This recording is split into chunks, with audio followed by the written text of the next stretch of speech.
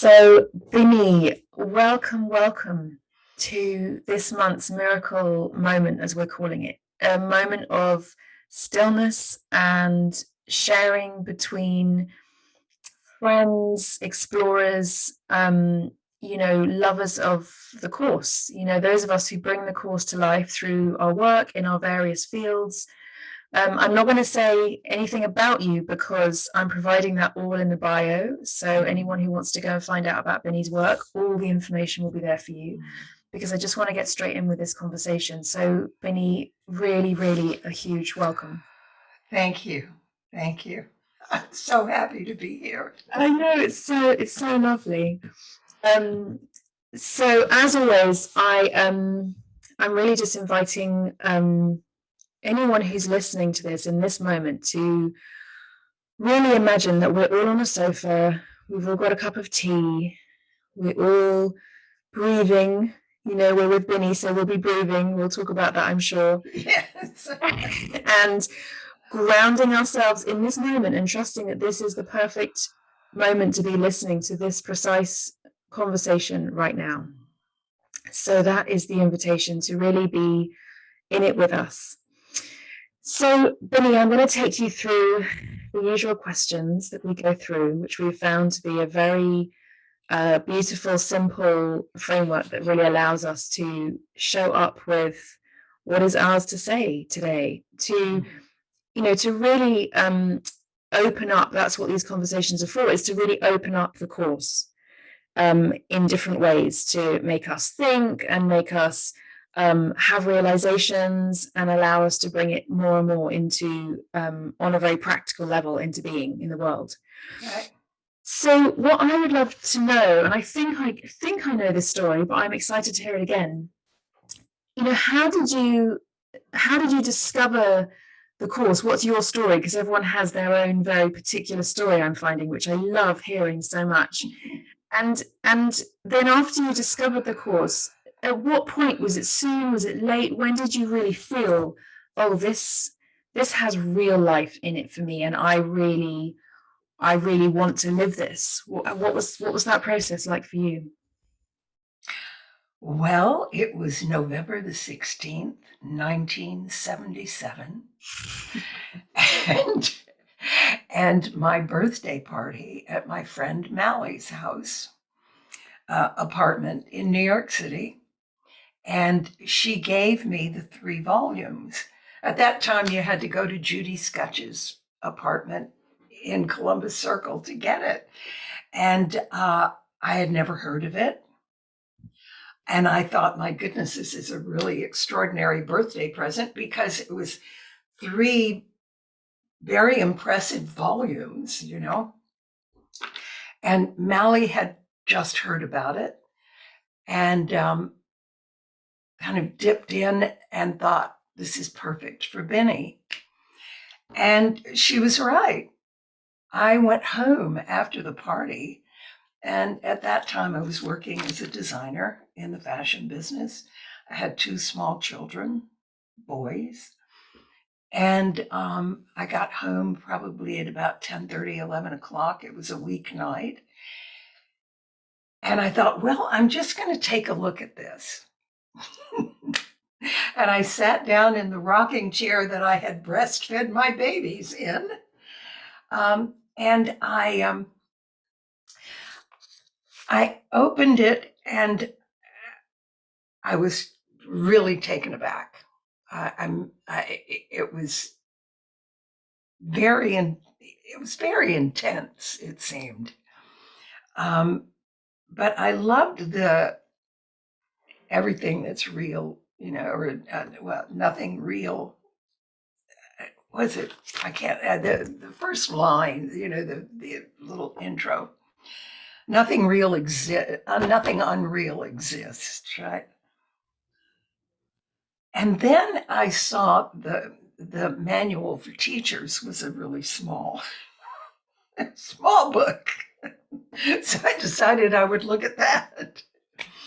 And I ended up reading it until dawn. So my first dip into A Course in Miracles was to read the manual for teachers. That's what Robert did too. Do you know that? Really? No, he never told me that. Oh, wow. Yeah, he just went straight to the manual for teachers. Yeah. Yes. Well, mine was a very simple reason. It was because it was small and it felt very accessible. So I decided then that I would do a lesson a day. But it took me about a week to get there because I was raised by a feminist. My mother was very much a feminist. I was at that time deeply involved in consciousness raising groups, and it just bothered me, the language. And so I would look at it and then I would come back. And so finally I decided, though, that I wanted what it was promising. I had 2 years before had my first breathwork session in water, because that's what Leonard Orr thought at the time was, that's what rebirthing was about at that point. In water with a snorkel and nose clips. But I had come out of that session weeping. I dropped into a non-ordinary state. And when I came to, I was weeping. I didn't mean to do it. I didn't mean to do it. And on the spot, I realized that I was carrying guilt about my mother's pain at my birth. So I started exploring working with the breath in that particular way. And in moving around within the course and even in the manual for teachers, I awakened to the fact that this was operating at that level for me. That somehow something was in print about this very, very deep process that I was working with to come to the center of myself, to come to innocence. And one of the things that I have a few things. It was the language that I resolved that. I just changed it for myself because I did want the promise of discovering true love. So that's why it was so meaningful for me. Well, I'll just say it. The Guiltless World, the chapter 13 in the text, the introduction, is one of my favorite passages, and it ends with, God's child is not guilty. I call it innocence. I don't the purity that's at the core of being. So that's how I discovered it. That's how I worked into it. It only took a week. And then I started doing a lesson a day. Oh, it's so lovely to hear, Binnie, because I've been writing. At some point, I'll show you. I've been writing commentaries to the workbook this year, and every morning I write and I share my commentary, and I'm having to take them into my body in this whole new way. And the thing that is sort of shining so strongly, even more than usual, because I'm having to really run it through my system, is just the consistent teaching about our innocence and how how that runs so much more, of course, deeply than any of the stories we have about ourselves, and the lessons of this constant coming back to that, because of course it builds up the stories and the self-beliefs, and then it's like, and we come back, and over and over again, and we come back. And the thing that I, as I began teaching in Europe in 1987, I worked in Germany. I had a training in Germany for 10 years, and I was noticing that my translator was translating.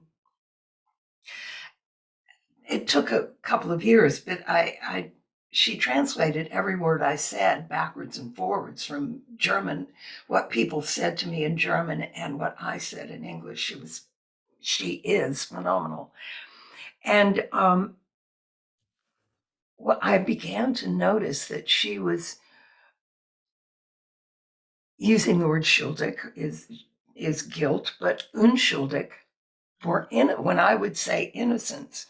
And we had to get that very clear, because for me, innocence is the purity, which I know the Course is talking about, but it still uses guilt and not guilty. There is another place where innocence resides, I think, that is about purity. And we talked about it. There wasn't a word for innocence in German. There isn't one in Danish, but we use the word purity, Reinheit. And purity, light, and light, love, pure love, unconditional love. That is innocence. And it's the core, I think it's at the core of all beings. Some have more layers on top than others. Yeah, exactly. And then, the beauty of the lessons is just this process of uncovering those layers, the undoing the blocks over and over again. And, to that point, Binnie, what would you say is maybe the one that's most alive now, or you're most returned to in the workbook? What's one of those lessons that you could bring alive for us just by your love for it? Like one that just makes you go, oh. And I know it's a virtually impossible question. It's the lesson that hit me the hardest. I had to read it. You asked for tips. That's the last thing. But when I was first doing the Course, and even subsequent times, if I go unconscious while I'm reading the lesson, then I have to read it out loud and I have to stay with it. And I mean, I would stop people in my household, right? I'd sit my son down and read this out loud because I could not stay awake. I think it's 135. It's, if I defend myself, I am attacked. But I also realized that tied so back into my lifelong belief that I had done something wrong. Yeah. So, of course, I found myself, and I still, sometimes I've really worked on it over the years. It's been a long time of defending myself. But that lesson, and it's one of the longest lessons in the Course, but it's so powerful also at the time, because the thing that really got me was, if you build a wall around your city, I could get that. Your brothers are going to attack you, because the basic thought is, I'm going to be attacked. So, but the kicker was and is the greatest form of defense is planning. At that time, I was head of design in a children's wear company, and I had 3 assistants, and I had next season, the season after that, all of these charts on the wall for, planning years in advance, 2 years in advance, because we had to buy the yarns and have them dyed. So there I was planning. And the course said, that's the greatest form of defense. So I had to deal with that. It was beautiful. And I still remind people of it often. Yeah.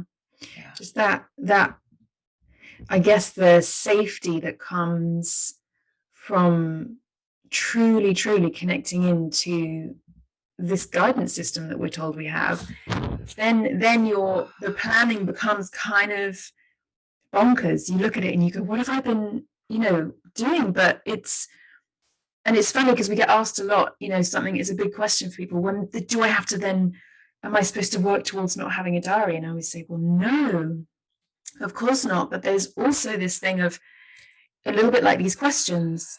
The plan is the base to start with, and then you hold it gently because you know that there's this much bigger plan that actually wants to work its way through, and trusting that is so huge. And I love that lesson too, Binnie, and it's a really challenging one because it challenges our everyday control issues. So like, oh yes, I can see what I've been doing. I admit to that.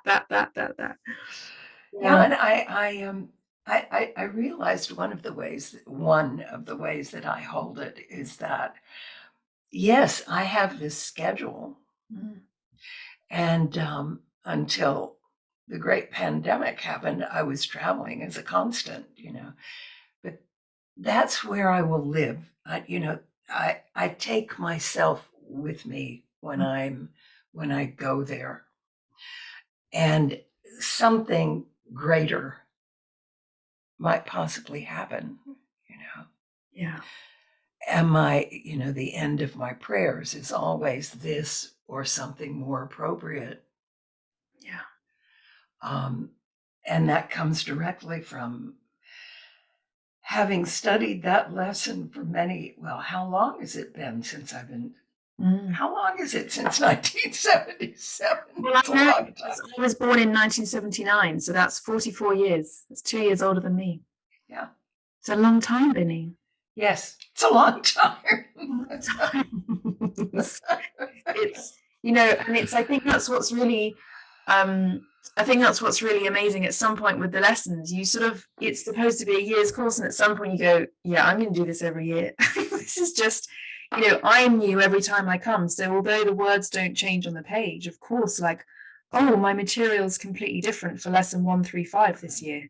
Wow. Okay. Now look what I'm up to, so it's this kind of constant coming back. So, well, and then, in the beginning, I think Master Ivanhoff, one of my major teachers, said that in the beginning on the path, you have phenomena will happen. I had energy bursts. It's like, I don't remember in this moment what it was. I do know what it was. I don't remember the lesson. I do know that it's on the top of the second page, that I had been concerned about whether I was going to lose all of this, because I was feeling very much a state of grace. I was breathing often, working with the breath, and I was working with the course diligently. And in this, I remember it said, and you cannot forget again. I had a burst of energy. I was sitting in my bed and I ended up in the middle of the carpet next to my bed. I got thrown off the end of a sofa at one point when I heard from Leonard Orr birth impacts. has an impact. Birth is a really important thing, and I went, but once the energies align, these things don't necessarily happen anymore, the phenomena. But working with the Course, I had many miracles. I started in November. In January, my mother died, and she was in a coma at that point when I started working with it. And then I forgot to turn you off.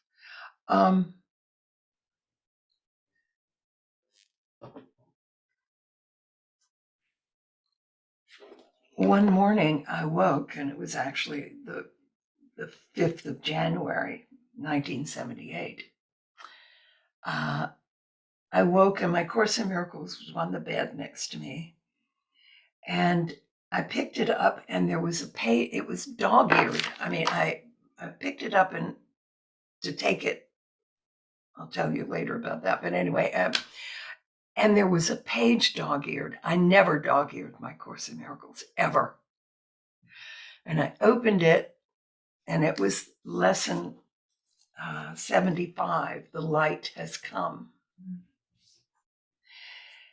And I reached over and picked up the phone and called my brother and said, "She's decided." And he said, "What are you talking about?"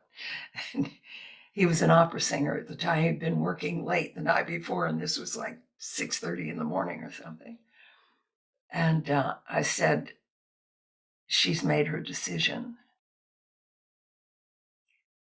And she died that night. So somehow my mother dog-eared my Course in Miracles. Yeah.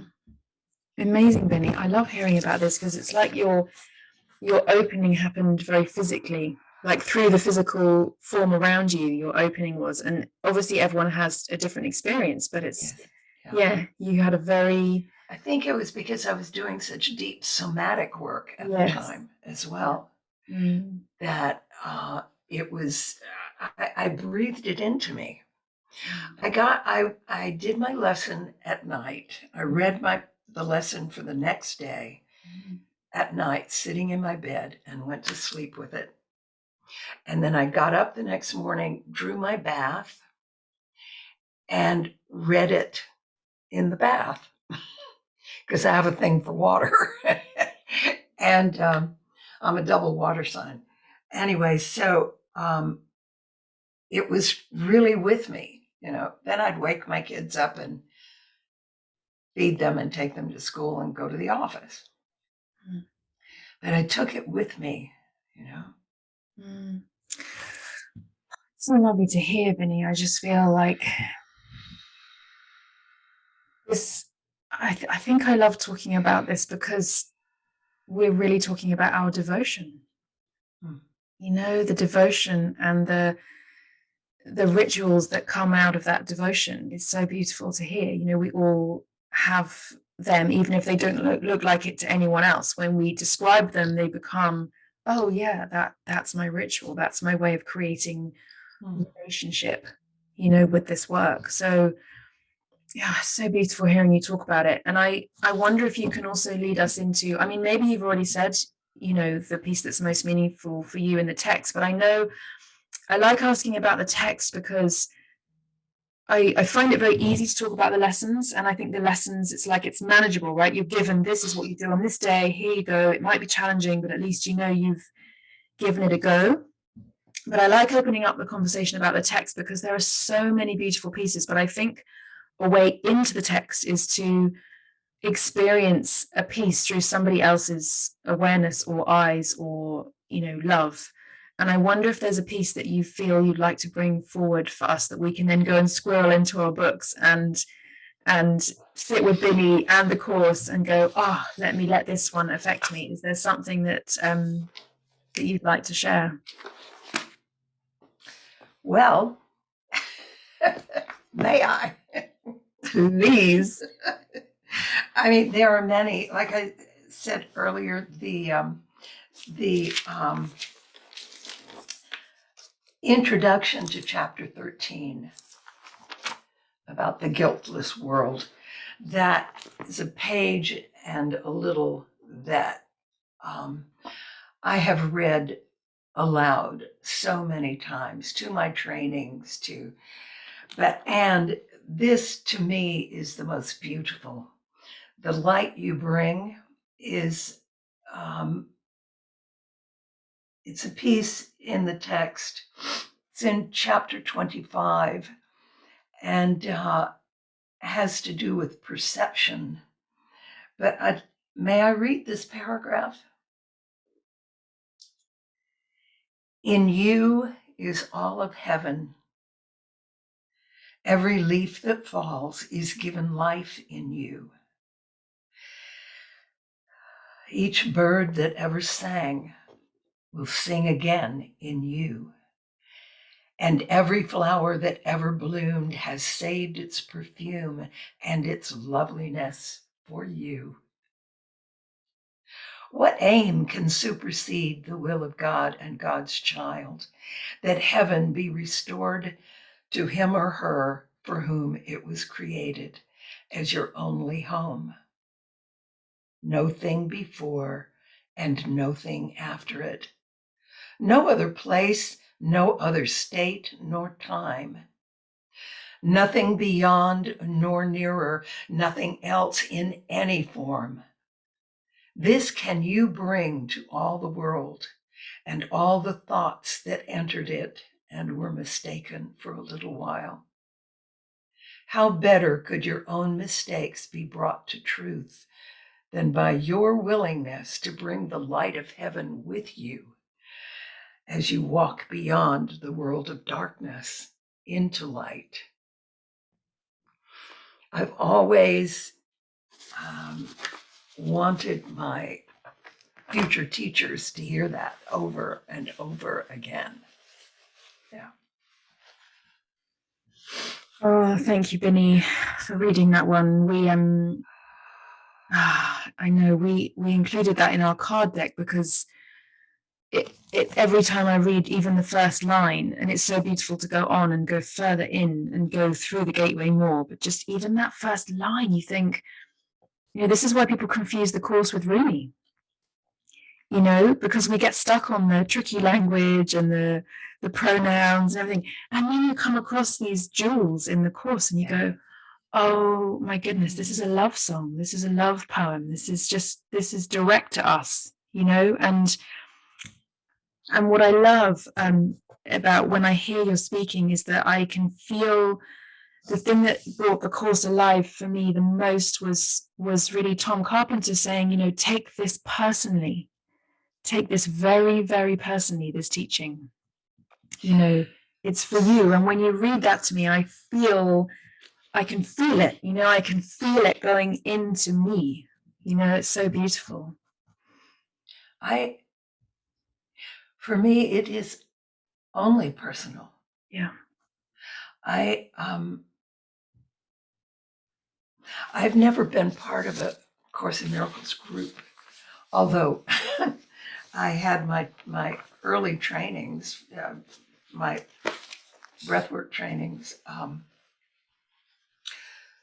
do a lesson a day. Mm-hmm. The English, it didn't exist in German, and my translator had a lot of difficulty with translating, but I'd read it anyway. And the Danes read English easily, and so they got English copies. And in fact, it took quite a long time. I was kind of part of there were a couple of people tried to translate it, but they weren't accepted by the committee into Danish. But finally, they got it. But when I started in Denmark in 1990, they had to buy English copies, and I had to get them for them and things. So we've done a lesson a day, and then people, we would have discussions within the large group. But that's as close. I totally agree with Tom. I mean, to me, it was a personal course. Mm. Me and it. And as it sunk in, well, I mean, it's such a, I think it's sexy even. I just love it. And funny, people say, what? I say, it is so amusing sometimes. It's just so wonderful and ironic. I mean, I find, I love it. I do love it. I agree. I sometimes afterwards say, oh, I've been told off by the course. I love it. It's like I've been put back in my place, and now I feel like I'm free because I don't have to be caught up. And so, yeah, I would always find it quite entertaining when I would feel I would call it like the Shakespearean telling off chapters, where you just go, Oh. yeah, I do that. Yeah. Yeah, me too. And that is when it feels very personal. But I think the trick is to take the beautiful bits personally too. I do. Like, yes, I can include myself. And that is why I've created community around it, because so often which you've done too, it's like just to be together and witness people taking it personally somehow opens up the gift for us of like, oh my goodness, that's possible. Oh, my PA, who's a long time friend, she and her husband have a Course in Miracles group. They do it once a year. They start at the beginning, they go through, and they've gathered a group around them down near Lewis, and then some of those people are part of my Monday evening breathes. Every other Monday, the English gather and we breathe together, and there's something about the community in the course, because of course it is all about healing separation. Yeah. I have a wonderful story about that. Just have to howl laughing at myself. I was at one point, I was in an area in the lessons where it was about purpose. What is your purpose? Mm-hmm. And so I had this resonant, because I always have a question that I'm working on in the background. And it was, what is my purpose here? I had 2 kids, I had this really responsible job and all this stuff. What am I doing here? And I walked into my office, which was on the 27th floor, with glass all around. I could see the top of the Empire of the Grand Central Station. And I walked into the office one morning, and all of a sudden, the colors changed. I call it one of my enlightenment moments. My body just started to shake. The light changed, and I heard this voice say, your purpose is to heal separation. Well, the ordinary person looked out the window at all these people. It's like 9:30 in the morning in New York City. There's thousands of people, and I could see a lot of them. And I thought, oh my God, I can't possibly do that. It's so funny. I mean, my first thought is, oh no, not me. I mean, really, I was hoping for a job, but not that big. And I just had to howl laughing at myself, because I took a deep breath and I realized, oh, it means in you, honey, in yourself. Heal separation. But that first thought was just, oh my goodness. Yeah, you look around the whole thing and go, huh? Yeah. Oh no, Yeah. this is So cute. more than I think I can do in this lifetime. Thank you. Oh, I've just had such sweet moments with my experience with the course, and I know it's the course, and I know it's the breath work, and yeah. so sweet. Of all the places to be when you hear that, it's so funny.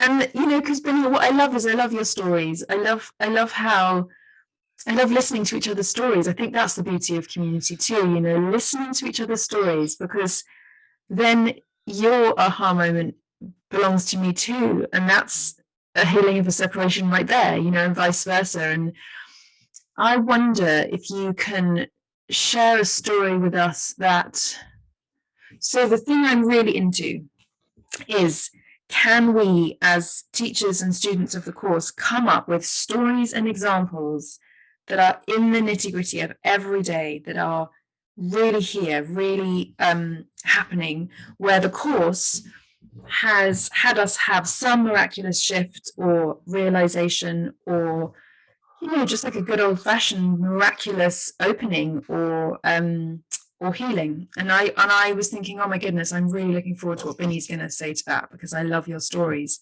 But is there something that's very alive in you at the moment that you could share with us? I've thought a lot about this when you speak about recent, because I don't, this is not coming from my ego. I genuinely feel that I've integrated the course to a cellular level. Every moment is a miracle. I mean, the person, I think of the person and they call, and those everyday kinds of things that people think, oh wow, they're just, that's the way my life operates. Knowing people like you and Robert, and that you're there in my life, that's a miracle to me. Yeah.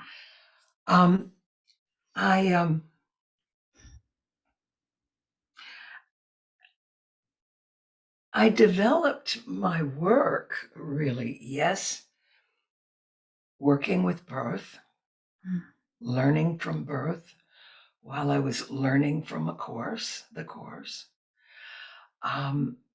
and hearing people express their deepest fears and thoughts in breathwork sessions that were always also seemed to be about my Course in Miracles sessions, that I developed what I call the archetypal affirmations, and the fundamental source process in breathwork from the course. My body is safe, no matter how I might be feeling, is directly from, I am not a body, I am free, for I am as God created me. I am the caretaker of this body. I wanted it. It's not who I am. And that's what I learned from the course. I've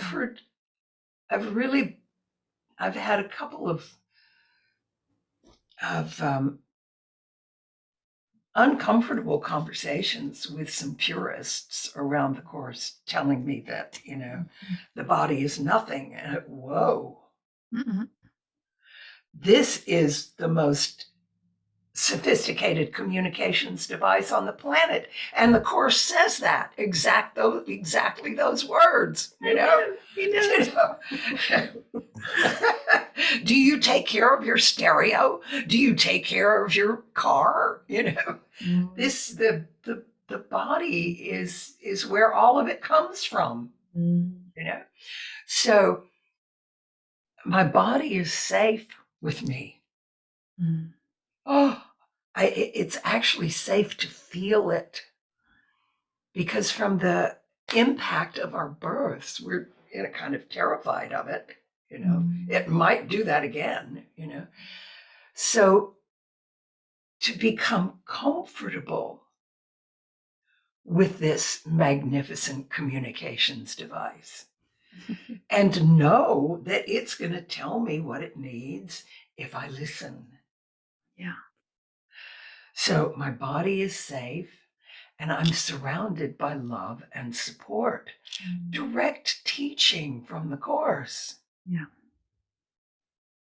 And these are to integrate those two things is to open up a whole new world for most people. If I know that I'm safe and I know that I'm supported, I can reveal myself, my true self. Yeah. So, and then we move on up to it, it's safe to feel all my feelings. I have a choice. Right from the Course, I have a choice about what to think. In that the light you bring, how I perceive it is how I will experience it. What I think about it, you will feel. What I think about you, you will feel it. I will feel it. I will create it. So it's all from the Course, truly. Yeah. So I have a choice to remember that I'm innocent. Yeah. In every moment doesn't mean I'm not culpable. That I haven't mistaken and made some, mistakes. But directly from the Course, if innocence can correct its mistakes. If I think I am guilty, I'm going to keep on creating guilt for myself. Yeah. Then I can express myself if I know I'm innocent and I'm safe. I can express myself fully. And in general, I do. And then I connect. Then I connect. Connect fully with all that you are. I can hear you. Yeah.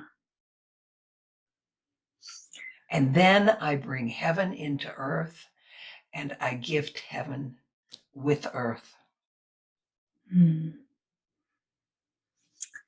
Binnie, I'm so grateful to you for answering this question that way because, I think it's the heart of your teaching. But I also think what's so beautiful about it is that we're not talking about a miracle as a thing that happens.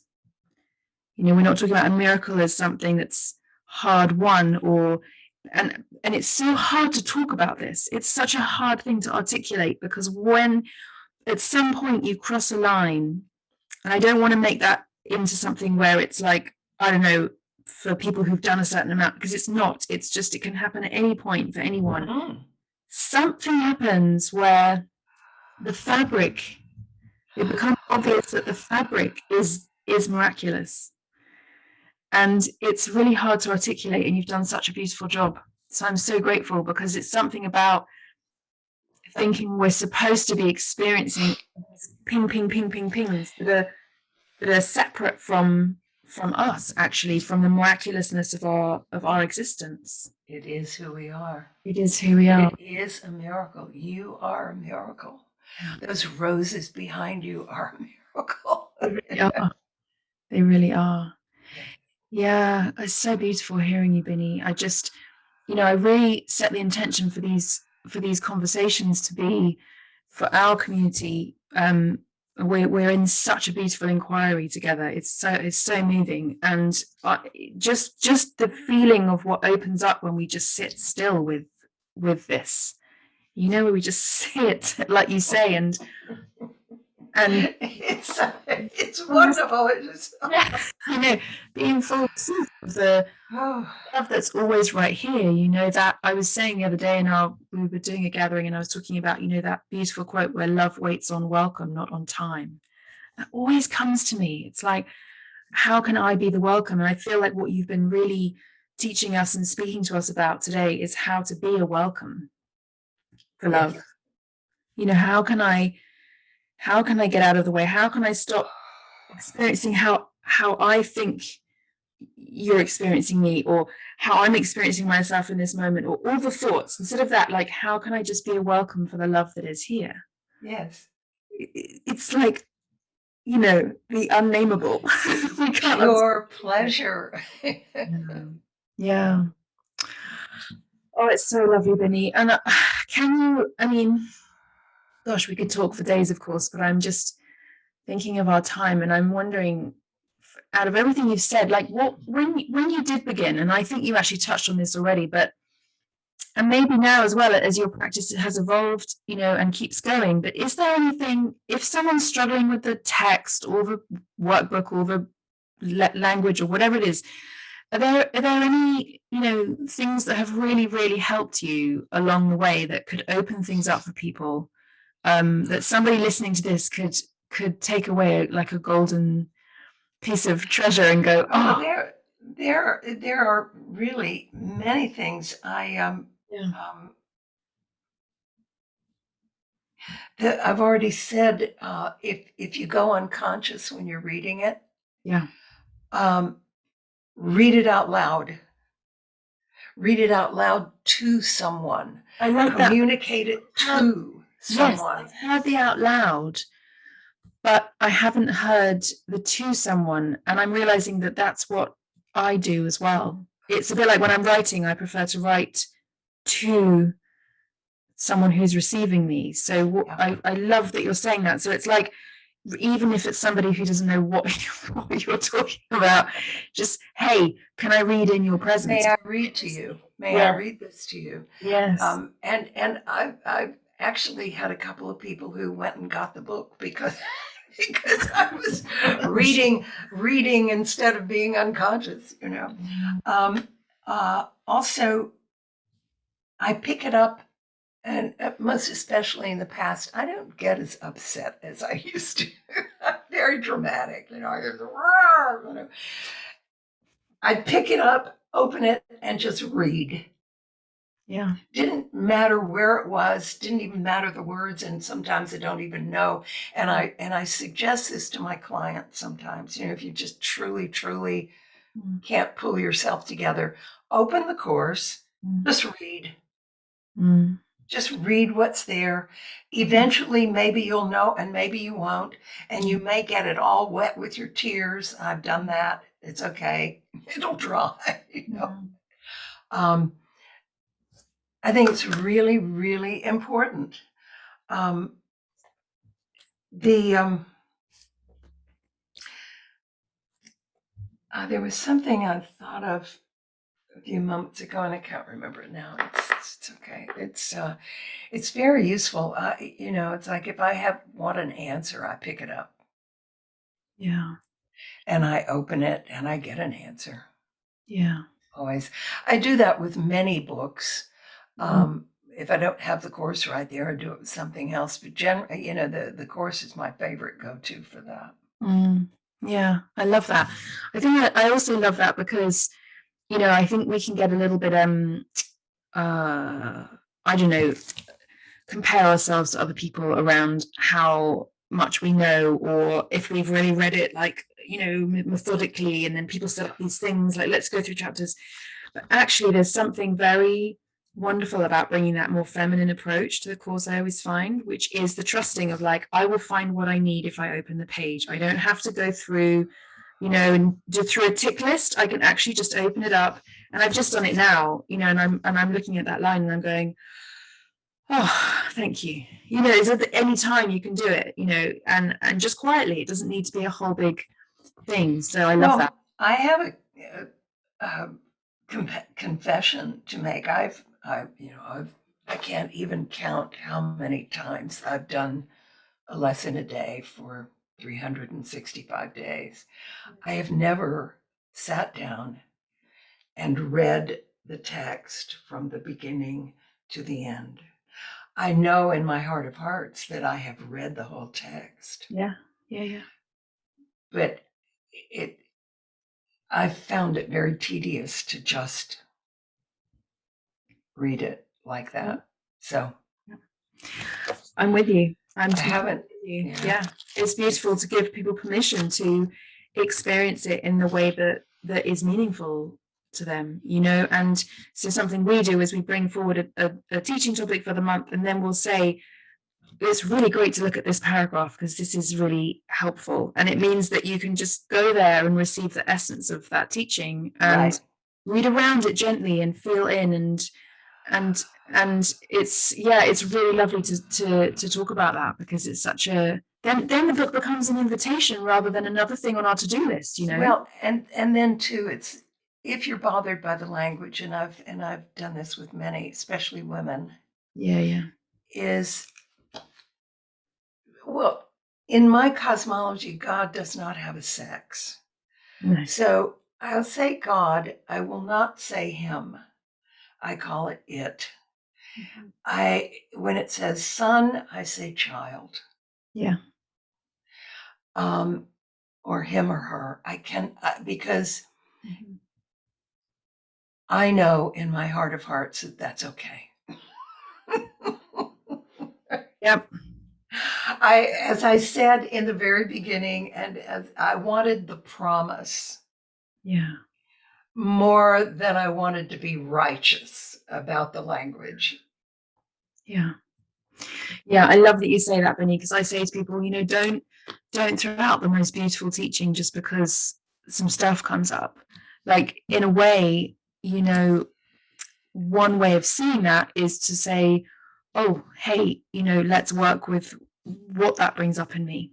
Let's apply the course to that too, and then change it, like you say, make it accessible, create the welcome for yourself. So yeah, thank you for repeating that, because I think it's such an important thing. It can really stop people, which is such a shame, and it just happens to be that that's the way I see it, is that this is how it came through for Helen. And Helen was in a very particular relationship with that kind of language, and that's at a particular time. Exactly. I mean, goodness. Yeah.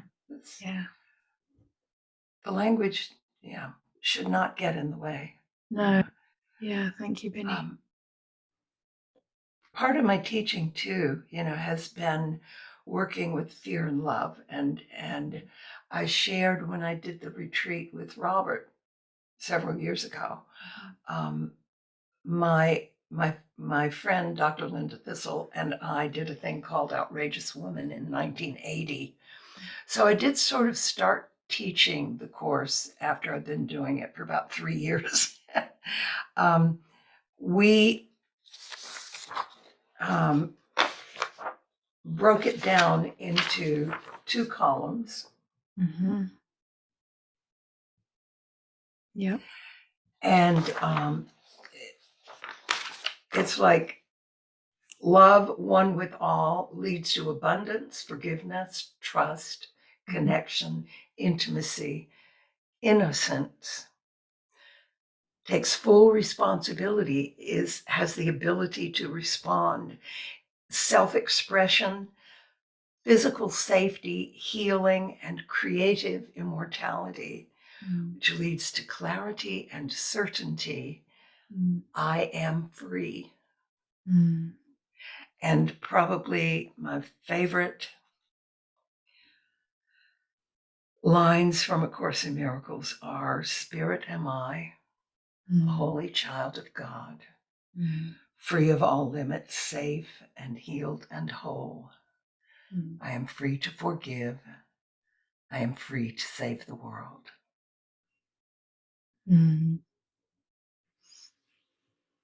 Binnie, thank you so much.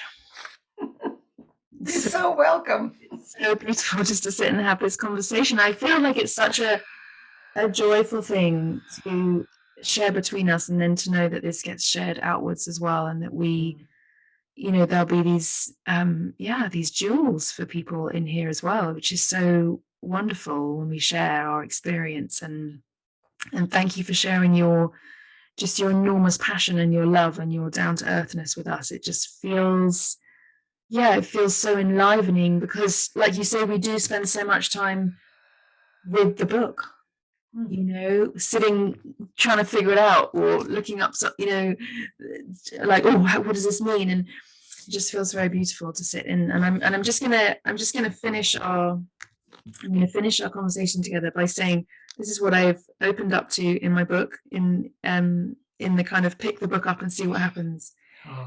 And it's very beautiful. So it says, "The Christ in you is very still. He looks on what he loves and knows it as himself." Christ in you is very still. There we are. Safe and innocent. Thank you, Binnie. Much, much love to you, darling. Lots of love.